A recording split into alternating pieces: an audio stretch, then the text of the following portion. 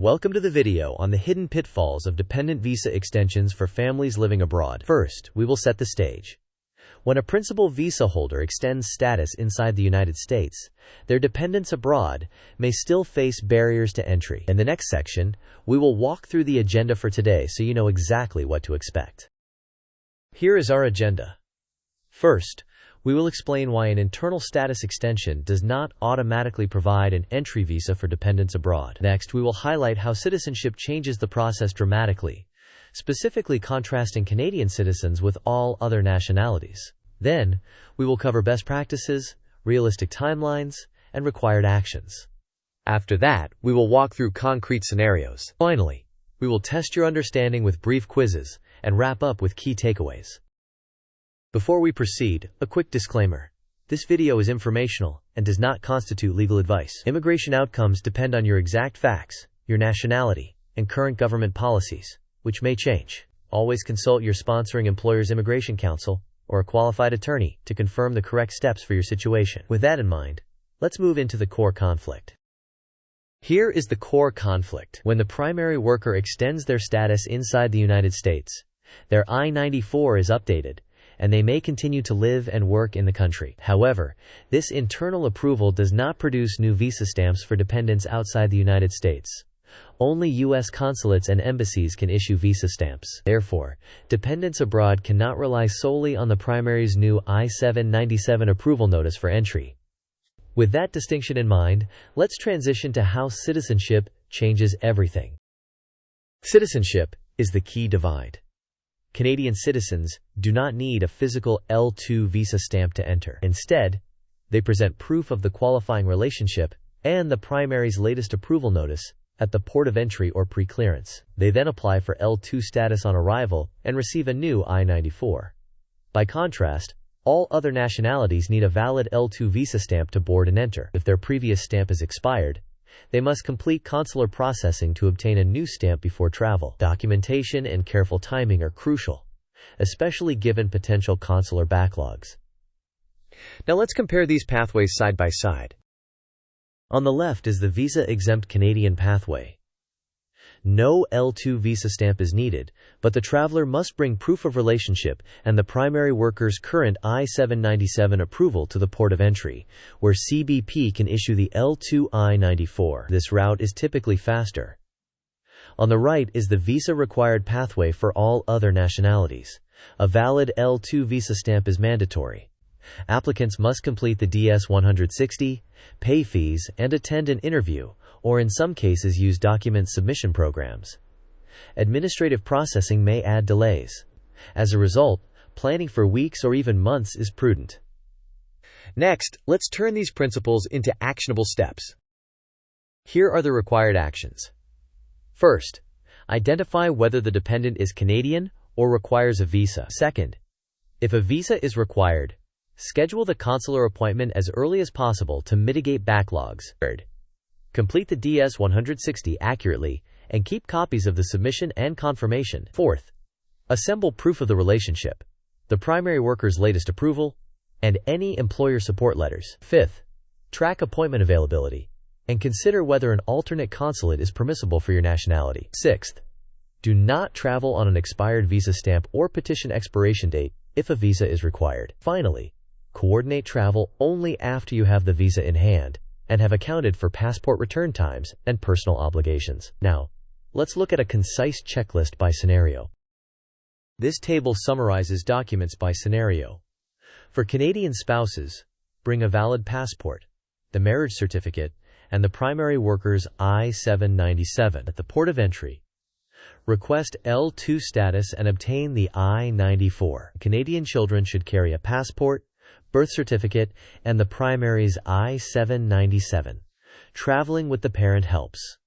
Non-Canadian spouses must hold a valid L2 visa stamp in their passport obtained through consular processing before travel. The same applies to non-Canadian children, with proof of the parent-child relationship. Always carry originals and organized copies. Next, we will map out a typical consular timeline. This timeline illustrates a typical L2 consular journey. You begin by confirming whether a visa is required. Next, you complete the DS-160 and pay the fee. Then you schedule the appointment, with wait times ranging from a few weeks to several months depending on location and season. While waiting, gather documents such as relationship proofs and employer support letters. After that, you attend biometrics and the interview. Some cases encounter additional administrative processing under Section 221G, which can add weeks. Finally, the visa is issued, the passport is returned, and you can book travel to the United States. Remember that these timeframes are estimates and vary significantly by consulate. For Canadian dependents, the workflow is straightforward. Travel to a U.S. port of entry or a pre-clearance facility in Canada. Request L2 status during inspection. Present a valid passport, proof of the qualifying relationship such as a marriage or birth certificate, and the primary worker's latest I-797 approval. Be prepared to answer questions about the relationship and the primary's employment. If admitted, the officer will issue an I-94 reflecting L2 status. This route avoids consular stamping, but documentation must be thorough. Next, let's consider the path for non-Canadian dependents. For non-Canadian dependents, an expired L2 stamp means no entry. The dependent must first obtain a new L2 visa stamp from a U.S. consulate. This involves completing the DS-160, paying the fee, and either scheduling an interview or using a document submission program if eligible. Prepare extensive documentation, including relationship proofs, the primary's latest I-797, and employer letters. Be mindful that administrative processing can add unpredictable delays. Only book travel after you have the passport back with the new L2 visa stamp. Now, let's test your understanding with a quick quiz. Quiz time. The question is, a non-Canadian L2 dependent's visa stamp is expired, but the primary's I-797 was just extended inside the United States. What is required for the dependent to enter the United States? The options are: 1. They can enter with the primary's I-797 approval alone. 2. They must obtain a new L2 visa stamp at a U.S. consulate before travel. 3. They can enter under ESTA or B2 and change status later. 4. They can use the old, expired L2 stamp if they bring proof of relationship. You may pause the video now to think about the answer. We will discuss the answer in the next section of the video. The correct answer is that they must obtain a new L2 visa stamp at a U.S. consulate before travel. For non-Canadian dependents, a valid L2 visa stamp is a mandatory entry document. The primary's internal I-797 extension alone does not permit boarding or entry. Second quiz. The scenario is: a Canadian L2 spouse has an expired petition expiration date and no visa stamp. They carry a passport, a marriage certificate, and the primary's latest I-797. What else must they obtain before traveling to the United States?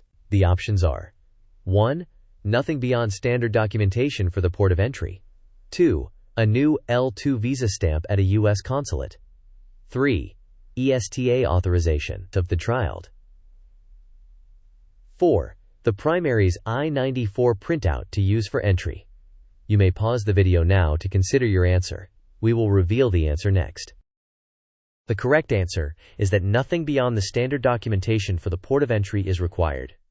Canadian citizens are visa-exempt for L-class entries. They should bring strong documentation, including the relationship proof and the primary's current I-797, and then request L2 status at inspection. Let's address common pitfalls. Do not assume that an internal status extension equals permission for dependents abroad to travel. Do not book flights until the visa is issued if a visa is required. Be careful with unverified advice from social media. Finally, carry originals and certified translations where applicable. Next, we will summarize the key takeaways. Here are the key takeaways.